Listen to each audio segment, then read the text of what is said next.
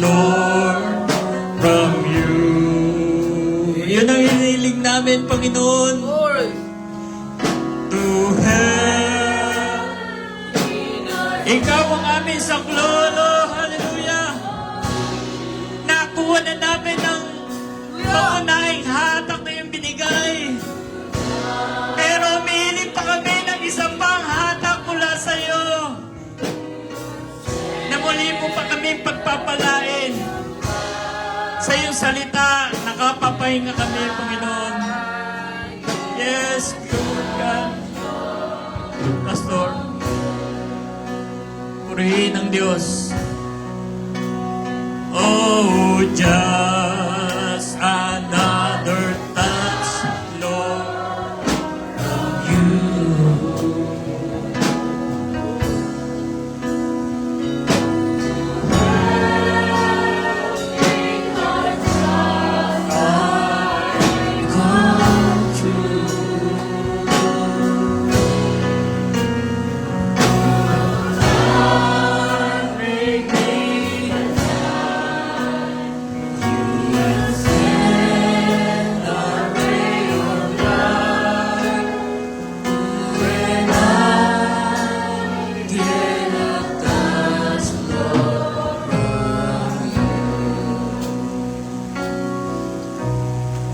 Let us pray.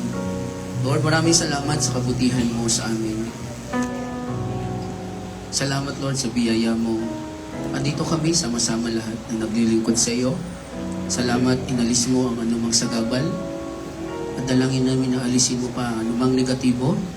Pangunahan nawa kami ng leading by the Holy Spirit. Maraming salamat sa clear understanding and revelation na ipinagkakaloob mo sa amin. Pagpalain mo ang bawat isa na palagi paging matatag pa, anuman ang sitwasyon, suliranin sa buhay, naway sumagana sa amin ang kalakasan sa pamagitan ng iyong mga salita. Bless mo, isan pa ang aming pagkakatipon. At salamat sa mga salita na aming naunang napakinggan na naghatid at nagbigay sa amin ng kalakasang pananampalataya. Salamat, Panginoon. Ang lahat ng ito'y aming samong dalangin. In Jesus Christ's name we pray. Amen. Habang nakatayo, basahin ko ang Revelation chapter 3, verse 16.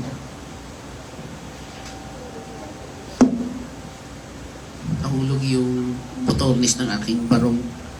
Kaya bukas. Kasi ayos lang. Hindi naman kita.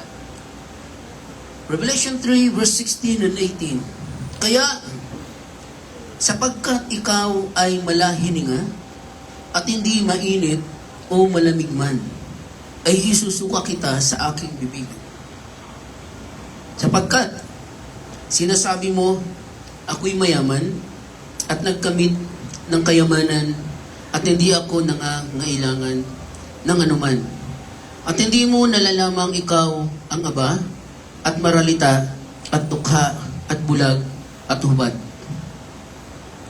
18 last verse. At ipinapayo ko sa iyo na ikaw ay bumili sa akin ng gintong dinalisay ng apoy upang ikaw ay yumaman at ng mapuputing damit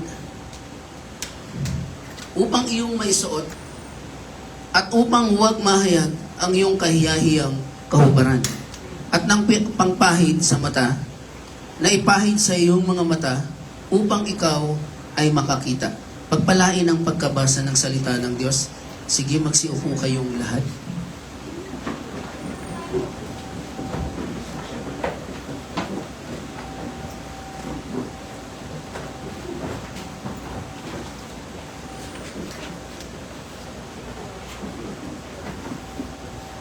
Okay, magandang tanghali sa bawat isa. Amen. So nais ko magpasalamat at magpasalamat tayo sa Panginoon na sa biyaya niya, andito tayo sama-sama. Sama-sama tayong tumatampisaw sa salita ng Diyos.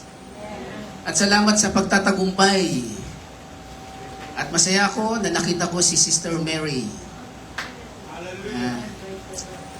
So salamat sa Panginoon, ang Diyos hindi nagpapabaya. At salamat din, meron tayong bisita si Brother Ed. God bless you, Brother Ed. Enjoy the meeting. Amen. Yes, Brother Ed. So, salamat at At muli, hayaan natin na ilid tayo ng Panginoon sa pamamagitan ng Banal na Espiritu. At siya na ang magbukas ng ating mga puso na bigyan pa tayo ng mas malawak pa na pagkakaunawa sa kanyang salita. Nais ko kayong dalhin sa imiksing pangungusap ang sinirang binhi, the broken seed. Alam nyo, ang lahat ng mga bagay ay nilikha ng Diyos sa pamamagitan ng kanyang walang hanggang kaisipan. Amen. Yung kanyang kaisipan na binigkas, na siyang salita ng Diyos, na siyang binhi ng Diyos. Alam nyo, ayon sa Biblia, ang lahat ng mga nilikha ng Diyos ay pawang sakdal. Amen. Perfecto. Perfect. Walang makikitaang pangit. Lahat ay nasa ayos. Dahil ang Diyos ang lumikha, lahat ay pawang sakdal. Amen. At higit doon ay kanyang pinagpala ang lahat ng kanyang mga ginawa. Amen. Lahat ng mga nilikha ng Diyos, may buhay o mga bagay dito sa ibabaw ng lupa, palibasa lahat yan ay nasa kaayusan para sumunod sa Kanya at maging kapurihan niya at para sa Kanyang karangalan. Amen. Tayo, ang mga original na nilikha ng Diyos, una, nasa ayos. Kaya nilikha ng Diyos ang tao para magkaroon ng tagasamba sa Kanya. Para mahayag ang kapurihan ng Diyos. At para mangibabaw ang Kanyang karangalan at kapangyarihan at tagapagligtas. Amen. Ayon sa Bible, ayon sa Biblia, nilikha niya ang langit at ang lupa. At ang mga bagay na nandirito ay kanyang nilagyan ng maliliit na Diyos Amen. o maliit na Diyos. Nilikha ng Diyos ang mundo, ang lupa, at binigyan at nilikha din ng Diyos ng maliit na Diyos. Walang iba, yun ay si Adan. Amen. Purpose, upang merong tagapamahala at merong magmando sa lahat ng mga ginawa ng Diyos. Amen. At si Adan, palibasa ito ay kawangis at kalarawan ng Diyos. Hallelujah. Si Adan, nasa kalagayang theophany, ibinaba sa ibabaw ng lupa, naging laman, nilikha, inanyuan sa alikabok ng lupa. Dahil hindi mangyayari na maalagaan ni Adan ang lahat ng mga hayop, halaman, o lahat ng may mga buhay kung siya ay nasa kalagayang espiritu. Amen. That's why, nilikha ng Diyos at nilagyan ng Diyos si Adan ng alikabok ng lupa, kagaya natin. Amen. At basahin ko ang Genesis chapter 1, 26-27. At sinabi ng Diyos, lalangin natin ang tao sa ating larawan, ayon sa ating wangis, at magkaroon sila ng kapangyarihan sa mga isda sa dagat, sa mga ibon sa himpapawid, at sa mga hayop, at sa buong lupa, at sa bawat umuusad na nagsisiusad sa ibabaw ng lupa.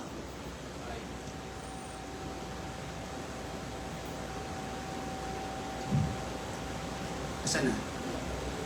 27. At nilalang ng Diyos ang tao ayon sa kanyang sariling larawan. Amen. Ayon sa larawan ng Diyos siya, nilalang. Amen. Nilalang niya sila na lalaki at babae. Amen. Ang Diyos ay hindi pa tinatawag na Diyos noong wala pa ang pasimula. Amen. Amen. Dahil ang Diyos ay ang tiyupani ni Elohim. Amen. Elohim pa lang. Siya ang espiritu na tumira sa kanyang katawang tiyupani. Amen. At ang tiyupani na kanyang nilikha, ito naman ang naglikha sa lahat ng mga bagay sa ibabaw ng lupa. Diyos yun. Amen. Amen. Yung tiyupani body na tinawag na Diyos. At sa kalagayang tiyupani ng Diyos, ay nilikha niya si Adan. Kaya si Adan, kapareho ng sa Diyos. Kawangis. Nilikha niya si Adan na lalaki at babae. Amen. Pero hindi siya binabae. Amen. Nilikha ng Diyos si Adan bilang maliit na Diyos dito sa ibabaw ng lupa upang pamahalaan ng lahat ng mga bagay na sakdal at nasa akaayusan. Yun ang layunin, bakit nilikha ng Diyos ang unang taong si Adan na kagaya niya at kawangis niya. Na may espiritong lalaki at babae. Sa pagtakbo ng buhay ni Adan sa Garden of Eden, pinatulog ng Diyos si Adan ng mahimbing na mahimbing. At kinuha ng Diyos ang isa sa mga buto sa kaliwang tadyang ni Adan at ginawa ng Diyos siyang babae. Amen. At yun na ay si Eva. At alam nyo, sila ay mga hubo. Kahit na sila ay hubo, hindi nila alam ang kalaswaan. Amen. O kahit anumang pagnanasa. Bakit? Dahil sila ay tinatabingan ng kabanalan ng Diyos. Amen. O, basahin natin. God's power to transform. Sa unang tao na nasa Garden of Eden. 113 paragraph. Now notice what's happened. In the Garden of Eden was God's economy of innocence. And that was one of the dispensations. First dispensation was innocent. The people know no sin. Amen. They didn't know anything about sin. Amen. Both Adam and Eve were naked.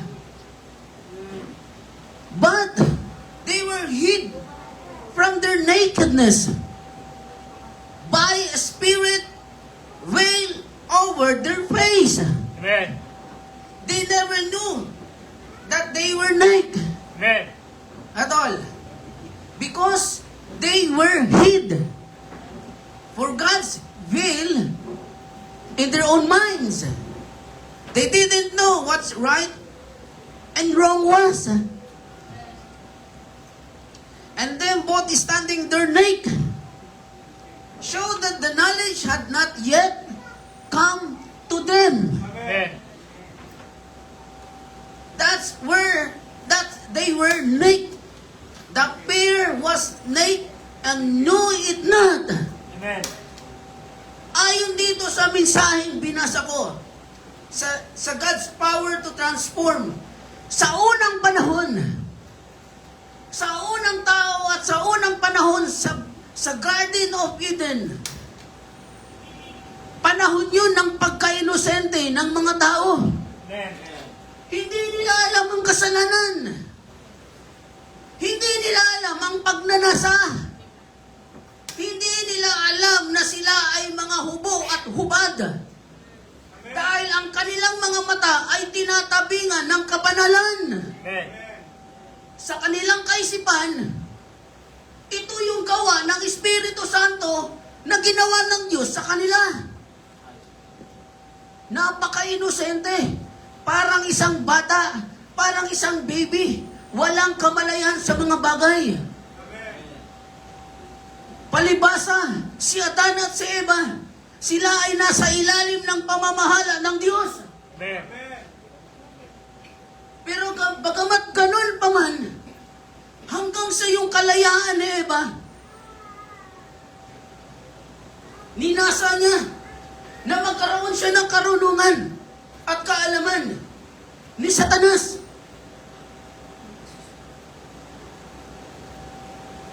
That's why, nung pumasok na ang espiritu ni Satanas sa Garden of Eden at ginamit ni Satan ang serpente, yung hayop na serpente, doon na hinaluan ng interpretasyon ni Satanas ang salita ng Diyos na una nang ibinigay kay Adan at kay Eva. Amen. Kaya yung kalayaan ni Eva na magkaroon siya ng kaalaman, galing yun sa interpretasyon ni Satanas. Amen. Sa pamamagitan ng mali pagkakaunawa sa mensahe na ipinahayag na ng Diyos kay Adan.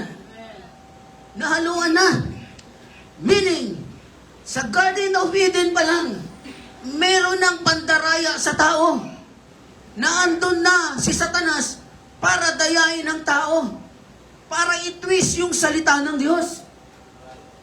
Hindi na bago sa atin. Bakit hanggang sa panahon natin ngayon, namamayagpag pa rin ang pandaraya ni Satanas? Sa modernong panahon, Amen. madami na. Mas madami na ang paraphernalia ang ginagamit si Satanas para ang tao mas madaling maakay at madaya para mapunta sa impyerno. Ang tao palibasa, lumalalim ang kaalaman. Tumataas ang karunungan, hindi na kayang kontrolin ng tao. Kaya ang tao, mas lalo itong napapahamak. Amen. Kahit ang ating mga gadget, kung hindi natidisiplina ang tao, walang mabuting maidudulot sa tao ang gadget. Amen. Pakakatandaan natin, ang karunungan galing yan sa lahi ni Adan, ni Cain. Iyan. Kahit ito, galing ito sa mga lahi ni Cain. Amen. Kaya pag ginamit natin ito sa mali, kapamakan ang maitutulot nito sa ating kaluluwa. Pero ayon sa mensahe ng Panginoon, gagamitin natin yan para sa kapurihan ng ating Panginoon. Hallelujah! Hindi na kontrol ng tao ang panahon natin ngayon. Kaya nga tignan mo ang mga tao, kahit yung mga kabataan ngayon, wala nang disiplina sa paggamit ng gadget. Amen. Kung walang patnubay ng magulang, matatapang pa mga anak natin eh.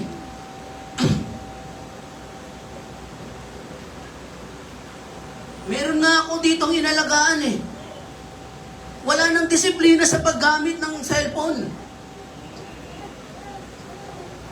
Hindi na natutulog sa kaka-ML. Asa ng tama?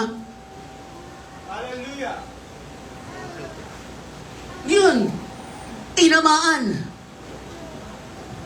Kasi nga, ayaw sumunod. Hallelujah. Pero pag ang tao sumusunod na may disiplina, magiging maayos yan. Amen. Ang bawat bagay na ginagalawan ng tao sa ibabaw ng lupang ito,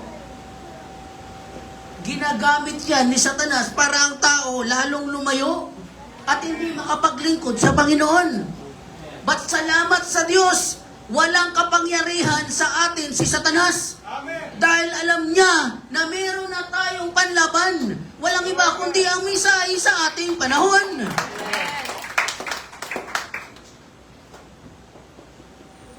Hindi nila alam kung ano ang tama at kung ano ang mali. Sa Garden of Eden, inosente ang unang pamumuhay ng mga tao, si Adan at si Eva. Kaya wala silang alam kung ano yung tama at mali. Inosente, parang baby.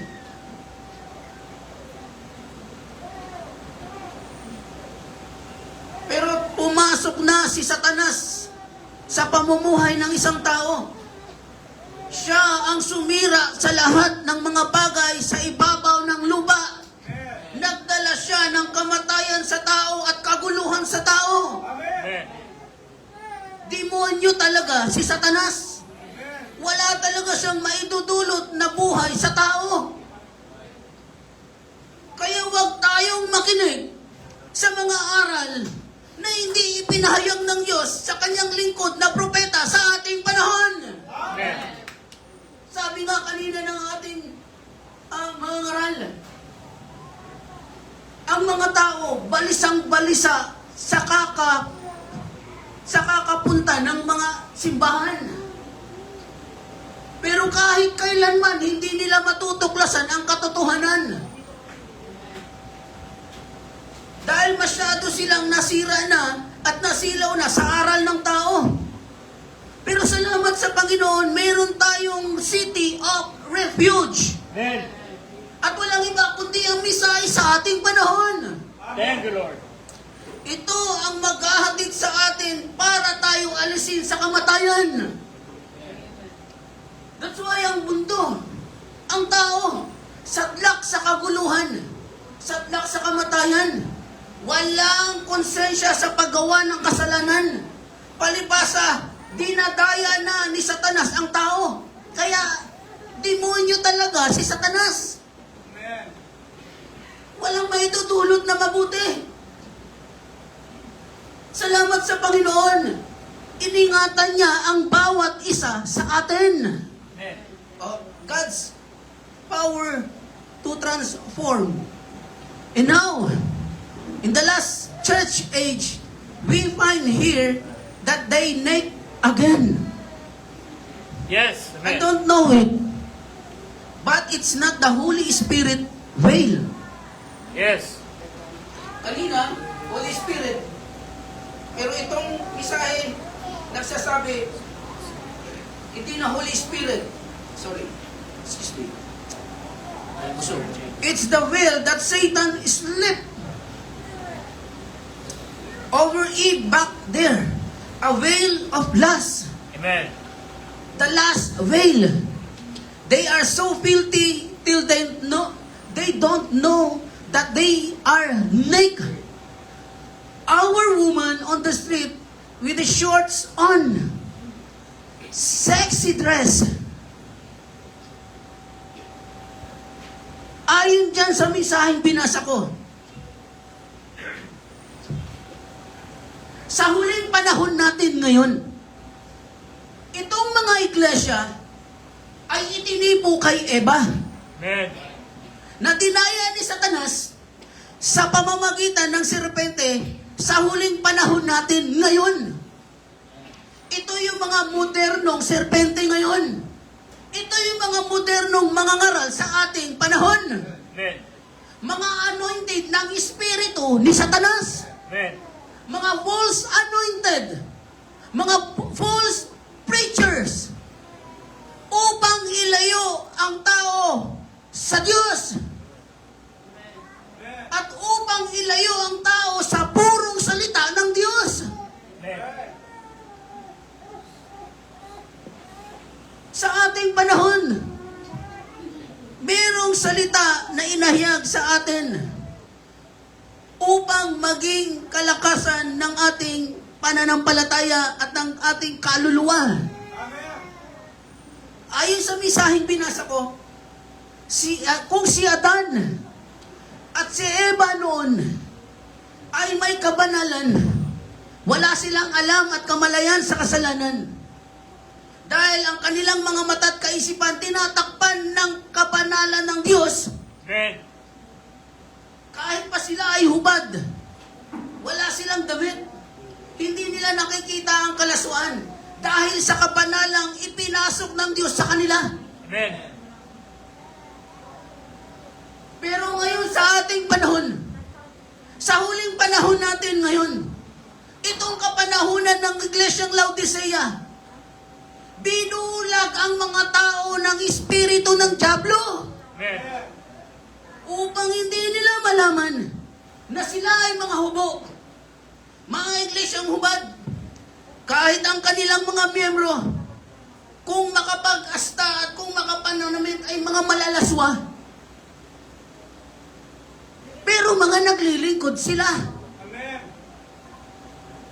Sigurado, impyerno ang pupuntahan ng mga taong ito. Amen. Sa office, may kwento ko lang, meron kaming Bible study. Almost, wala pa pandemic, nagkakandak na ako ng gawain sa opisina. Amen.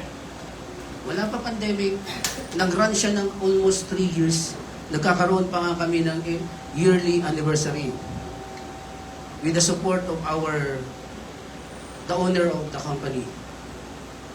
Lahat, binigay ang support para lang magkaroon ng Bible study. Natapos, natigil ng pandemic. Tinigil ko dahil bawal. Nahiya na rin akong ibalik. So recently, may pumasok na yung chick na born again. Nalaman niya na pastor ako, kinausap ako, kandak tayong Bible study. Okay yan, kasi at least meron akong support. Kasi ayoko na sana ibalik. So, nag-run. Nawala siya, nahinto ulit.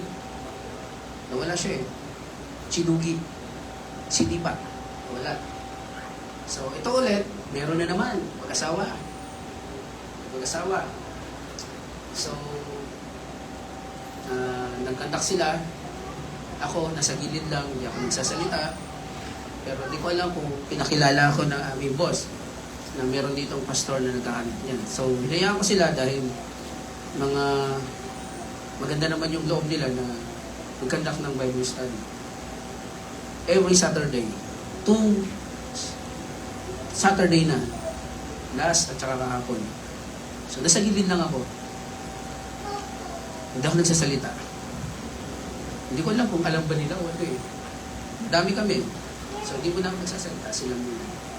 So, ang ano pa nga, nakakatawa, ginawa pa akong utusan upang bumili ng merienda. Sabi ko, dati picture ako. Ngayon, utusan na lang. Sobrang tawanan sila yung mga nakakaalam. Sabi ko, Pastor, pasensya ka na. Ikaw talaga mabait eh. Ikaw pa nautusan, pumunta ka pa ng Goldilocks. Binalan mo pa kami ng mamut. Okay na yan. Hindi naman yata nila alam eh. So, nakahapon, naggawain ulit. Sabi ng boss ko, balik ka, alas 12. Yes, okay. Sige, balik ako alas 12. Pagdating ko doon, ulat ako, may masawa. Parang nagsuot ng parang suot ng manika. Kulang na lang, kita na po eh. Yung dress ba yan? Yung isang suotay, tapos kulang sa tela, doon dito. Tapos nasa harap pa siya namin. Haba ng kwento ko, no? Pero ang motibo ko, yan ang sinabi na misahe. Nagbabanggit sila ng salita ng Diyos. Pero ang lalaswa naman nila. Imagine, nasa harap ko. Nasa harap kita. Buti na lang maputi. Yung damit. Ang puti mo. Pero please lang, umalis ka sa harap ko. Dito eh. Kita nila kung puting tuwad lang. Kita nila yung puwet. Siguro. Asawa ng pastor yun. Pastor yun. Yung asawa niya nangangaral sa harap namin. So, siyempre, alam na natin yun. Support na lang ako. Pero, lalo kung hindi na ako sumuport. Kasi mukhang dudoktrinahan pa kami ng pastor. Ang masama, dudoktrinahan kami. Babautismuhan niya kami. Ha? Nasama ako? Ano lang yan. naikwento ko lang. Kasi naalala ko itong misahe. Nung nahugot ko itong misahe, sabi ko, nga no, katotohanan. Kasi itong mga nasa denomination, nagbabanggit ng Word of God, nagsasalita ng salita ng Diyos, binabanggit ang salita at ang pangalan ng Diyos, but they are naked. Mga malalaswang mga Kristiyano, mga kasuutan, na wala na sa ayos. Sinabi ng salita ng Diyos yan eh. Mga nagsasalita ng salita at ng pangalan ng Panginoon, pero mapapahamak. Kasi, dahil sa kanilang bulag na kaisipan, mga malalaswang kasuotan, na hindi na naangkop sa salita ng Diyos, kaya isang nakakalungkot na bagay na ang tao mapapahamak. Dahil sa kanilang mga ngaral na mga walang alam at itiniwis ni Satanas ang kanilang kaisipan para ang tao mas lalong mapunta sa impyerno. Na buong akala nila, Word of God ang kanilang sinusunod, mga Kristiyano yan. Di ba sabi ng 10 virgins, Panginoon, nagpapagaling kami. Yung 5 mangmang, Panginoon, nagbabanggit kami ng pangalan mo. Amen. Meaning, mga Kristiyano yon na masugid na nagsisimba. Pero bakit hindi sila nakasama sa kaharian? They're gnashing of teeth. Mapapahamak sila. Dahil nga sa kawalan nila ng tamang pagkakaunawa sa salita ng Diyos. Hallelujah! Walang langis, walang banal na spirito. Kaya hindi sila nakakapaglingkod ng tama sa harapan ng Panginoon. Pero salamat sa Panginoon, meron tayong mensahe. Praise God. Kaya nga inuunawa ko na lang yung mga tao. Yung babaeng nasa harap ko, tinakpan ko na lang yung mata ko. They are naked. Sexy. The God's power to transform. A 134 paragraph. But to make this point, I wanted to give you my analysis of what Satan done in Eden. Spray horrible poison. Listen to this. Spray. Would you like to know what that spray was? I can tell TV. I got the formula of it. 2 words. Unbelief, which is contrary to faith. Amen. Spray unbelief, doubt. Science filled its place where the cavity is that went into the seed.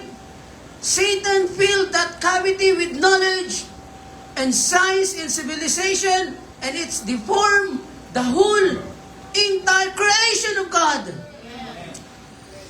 Hindi kailanman si Satanas humukay ng lupa para magtanim ng binhi. Ang ginawa ni Satanas, nag-spray siya ng lason doon sa binhi. Amen.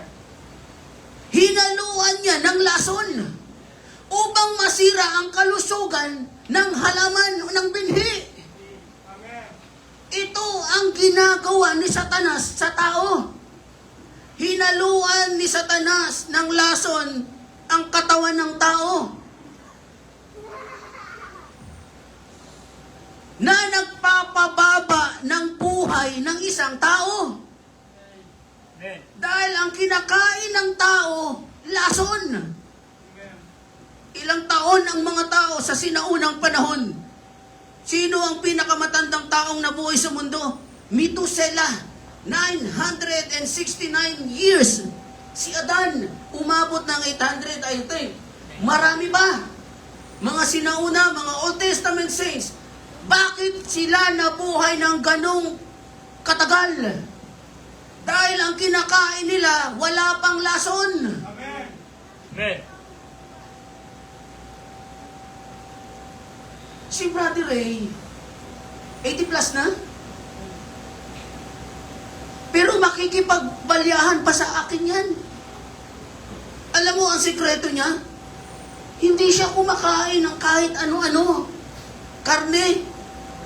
kung ano-ano iniinom, hindi. Gulay lang. Nagpapakita na ang mensahe ang magtuturo at nagtuturo sa tao bakit ang buhay ng tao bumababa. Pababa ng pababa, pabata ng pabata ang buhay ng tao. Dahil si Satanas ang gumawa niyan, hinahaluan niya ng lason ang kinakain ng tao. Amen. O example, abono na ini-spray sa palayan, maisan, at kung ano-ano pang mga gulay at prutas. Saan ka nakakita? Pakwan, kulay orange. Tama ba? Pakwan, humaba. Alam nating pakwan, bilog. Ano ba? Ano ba? Yung kabayo, nakipag-liig sa asno. Ano ang kinalabasan? Mule, yung tuling. At lampa. Hindi niya kayang makasakay ng tao. Mga example lang yan.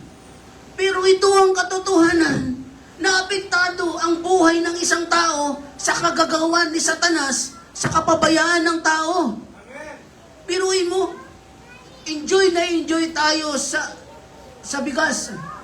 Pero ang hindi alam natin, punong-puno na yan ng spray. Chemical, bakit naging maganda ang hugis ng bigas? Ibig sabihin, unti-unting nilalason ng pagkain ang ating mga katawan. Amen.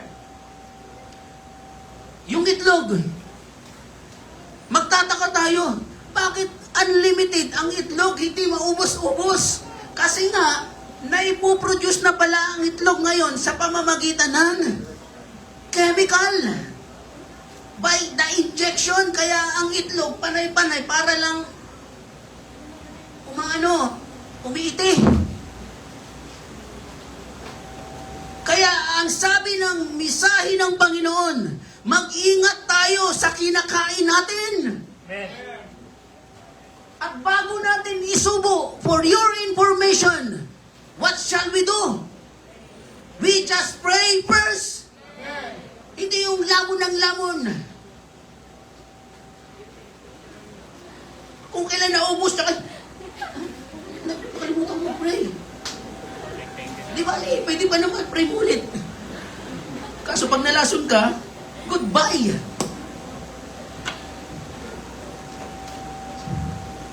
Nangangahulugan, katotohanan. Pinuhin mo ang tao namamatay, pabata ng pabata. Tuklasin natin, bakit namatay si Kuan? Bakit namatay si Kuan? Bata pa, si Kuan. Yung pala, yung sakit ni Kuan, hindi pangkaraniwan. Yumayaman ang mga negosyante dahil sa mga panindang nakakalason. Ginawa ni Satanas yan. Example ng mga nakakalason, paborito ng mga bata, chichirya, soft drinks, ang sarap niyan. Alam nyo ba, yung mga milk tea, ano pa ba? French fries, Jollibee, wag, paborito ko yun. Nakakasira sa katawan ng tao yun. Recently lang, mga kapatid, may nalaman ako sa probinsya. 15 years old, na dialysis ng kidney failure. Ano ang naging dahilan? Hindi na pala umiinom ng tubig. Soft drinks ng soft drinks.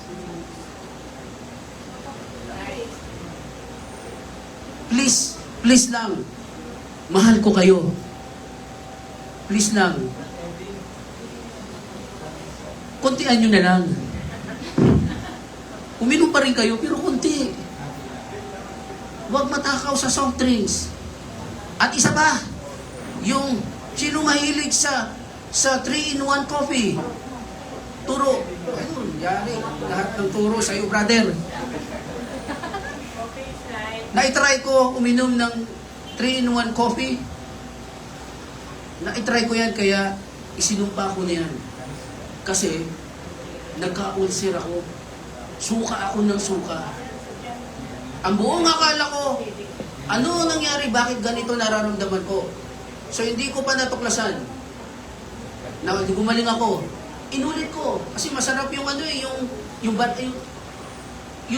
sikat na iwan na kulay dilaw. Kopi ko. Paborito ko yan, kopi ko. Ay sus, doon pala nagmula ang aking sakit. Nasusuka ako, parang ayoko na. Ang hirap. Ibig sabihin, hindi natin sinisira yung mga yan, pero lason yan, ayon sa misahe. Amen. Ginamit ni Satanas ang mga bagay na yan, yung mga pagkain na yan, literally, mga poison na inihahalong sa pagkain ng tao, kaya ang tao madaling namamatay.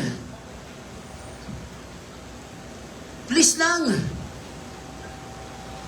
Madami nang namatay.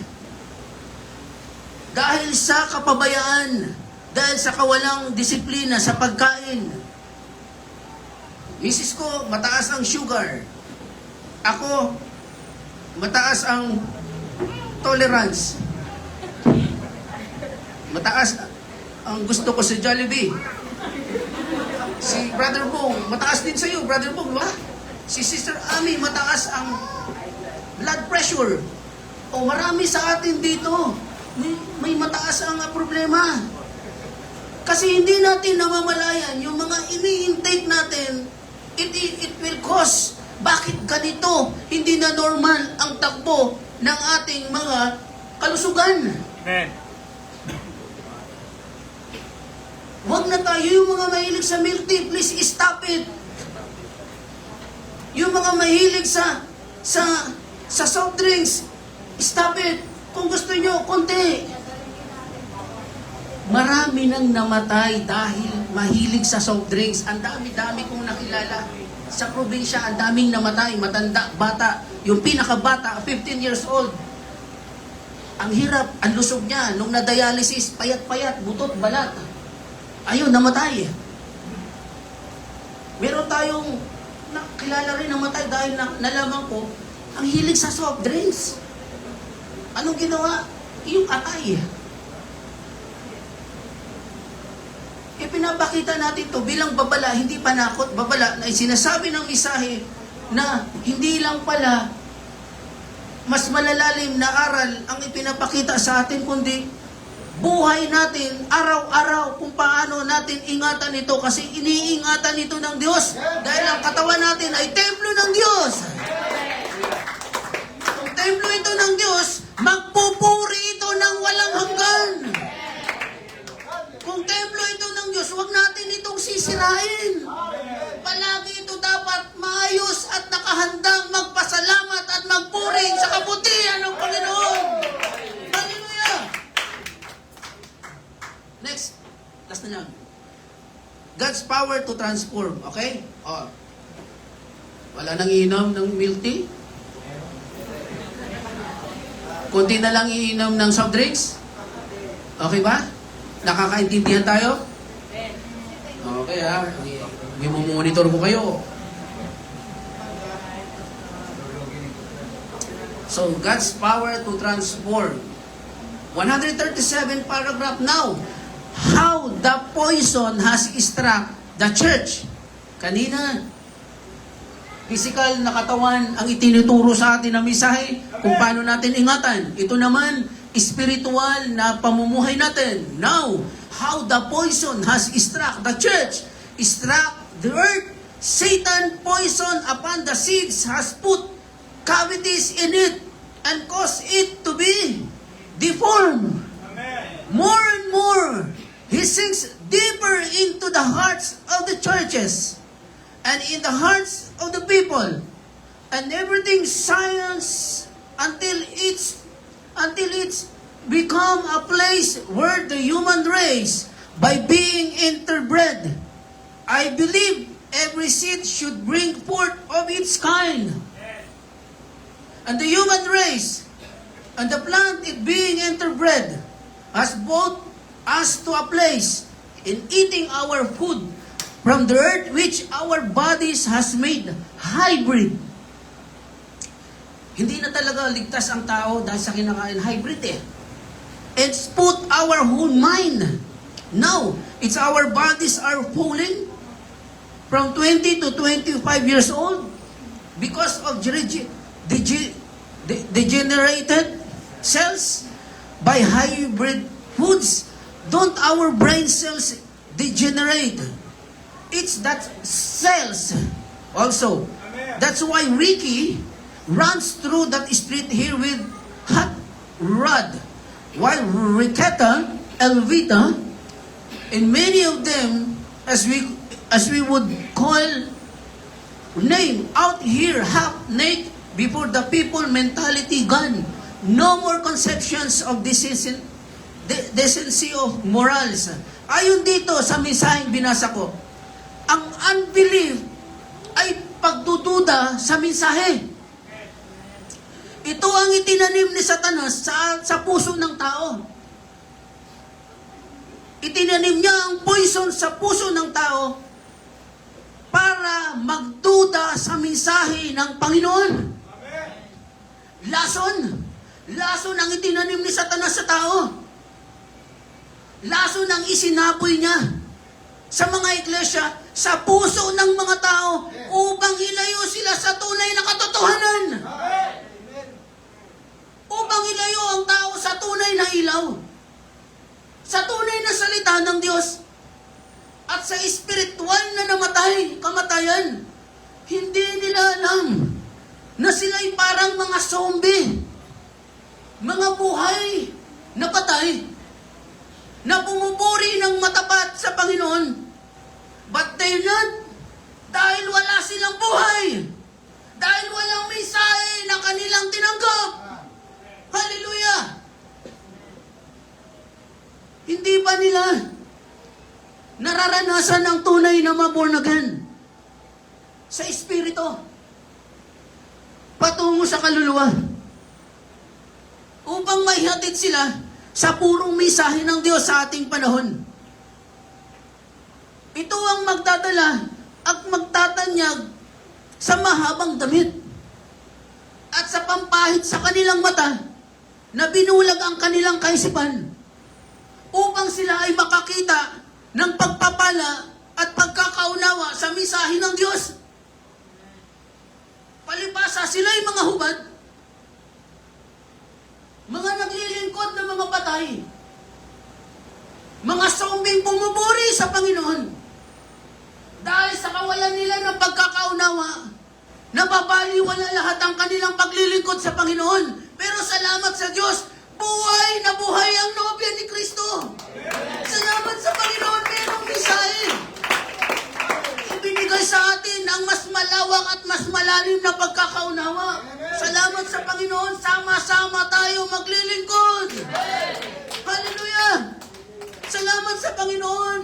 Mas pinalawak ng Diyos ang ating pagkakaunawa. Kung paano pinag-iingat ng Diyos ang ating mga buhay. Buhay dito sa ibabaw ng lupa. Kung paano tayo lalakad at mumumuhay sa literal. Kung paano iingatan tayo ng Diyos sa mga bagay na literal na ating kinakain. Ganon din naman ang ginagawa ng Diyos sa ating espiritual. Iniingatan tayo sa lasong dala ni Satanas sa pamamagitan ng mali na interpretasyon na aral ng isang tao. Amen. Mayaman ang Diyos. Hindi tayo pinabayaan. Kahit kailanman hindi tayo iniwan. Maraming salamat sa Panginoon kasi lagi siyang nagpapaalaala sa ating mga buhay. I-appreciate natin ang mga bagay na yan na minsan hindi natin nagagawang mapansin. Sa simpleng salita ng Diyos kung paano iniingatan at pinag-iingat tayo ng Diyos itong ating katawang laman. Dahil inihahanda ito ng Diyos para sa pagdating ng pag-agaw ng Panginoon. At inihahanda ang katawang ito para sa kanyang pagpupuri. How much more? Yung ating kaluluwa. Mas lalong iniingatan ito ng Diyos. Kaya wala tayong ibang gagawin. Uunahin palagi natin ang kaluwalhatian ng Panginoon. Hallelujah! Napakabuti ng Diyos. Salamat. Salamat sa kabutihan ng Panginoon. O dakila ka, Lord. Salamat sa pag-iingat mo.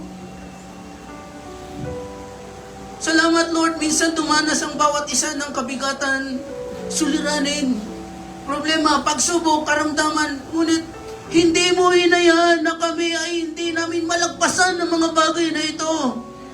Salamat sa iyong salita na nagbibigay sa amin ng kalakasan. Lord, pagpalain mo ang bawat isa. Pagpalain mo ang puso ng bawat isa na palagi kaming handang maglingkod sa iyo. Dakila ka, Lord.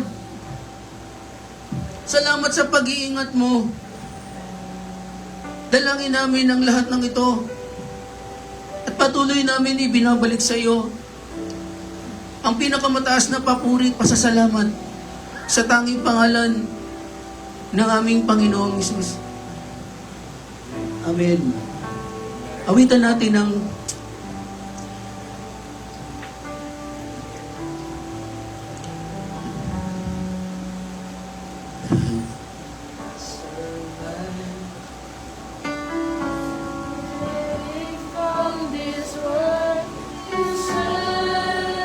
Yes, Lord. Hallelujah.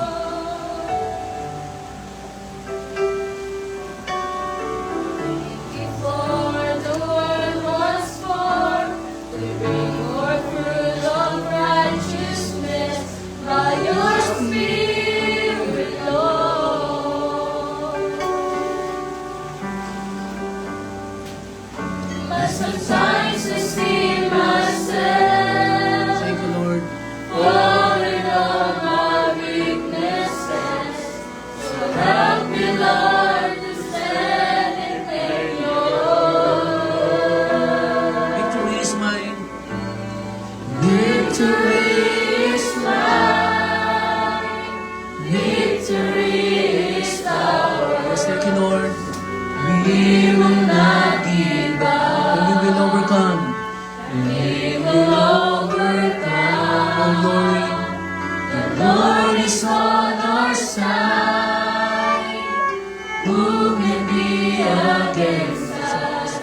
Yes, I pray. Victory is mine. Thank you, Lord. Oh, hallelujah. Yes, I pray. Victory is mine. Oh, salamat, Panginoon, sa kabutihan mo.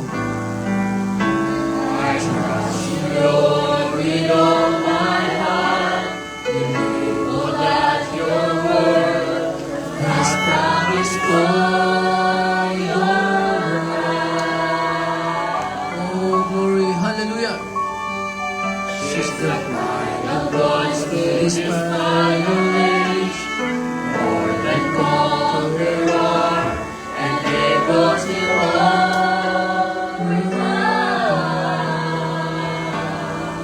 Hallelujah!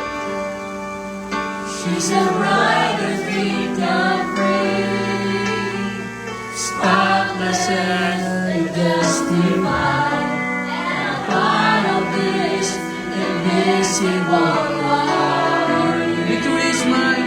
Oh, thank you, Lord. Hallelujah. Victory is mine. Salamat, Panginoon, sa pagtatagumpay. Salamat sa overcome.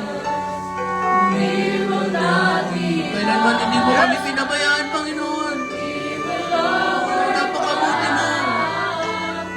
Lord is on our side. Who can be against us? Yes, I believe. Brother Edwin. Yes, mine. Yes, I believe. Victory is mine.